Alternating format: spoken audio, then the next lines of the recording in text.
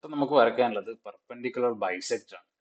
അപ്പൊ perpendicular bisector എന്ന് വെച്ചാൽ ഒരു ലൈനിനെ ഈക്വൽ ആയിട്ട് രണ്ട് കഷ്ണങ്ങളാക്കുക വേറൊരു ലൈൻ ഉപയോഗിച്ചിട്ട്. ആ ലൈനിനെ വിളിക്കുന്ന പേരാണ് പെർപെൻഡിക്കുലർ ബൈസെക്ടർ.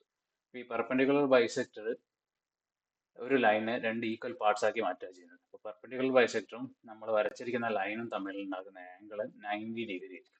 അപ്പൊ ഇതെങ്ങനെ വരക്കുക നോക്കാം. അതിനായി ആദ്യം നമ്മൾ ഒരു ലൈന് വരക്കാം.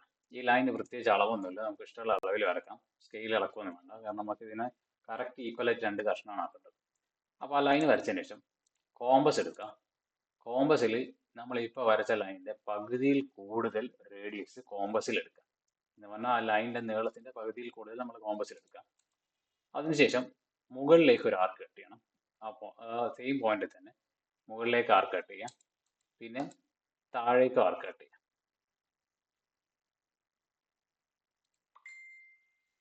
ഇനി നെക്സ്റ്റ് ആ ലൈനിന്റെ അപ്പുറത്തെ സൈഡിൽ നമ്മൾ കോമ്പസ് വെക്കുക. ഇതേപോലെ തന്നെ മുകളിലും താഴെയും ആർക്ക് കട്ട് ചെയ്യാം.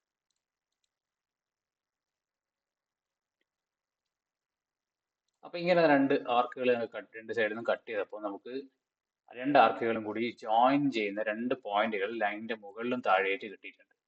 അപ്പൊ ഈ രണ്ട് പോയിന്റും ടച്ച് ചെയ്യുന്ന രീതിയിൽ സ്കെയിൽ വെക്കുക. എന്നിട്ട് അതിലൂടെ ഒരു പെൻസിൽ ഉപയോഗിച്ചിട്ട് ഒരു ലൈൻ വരക്കുക.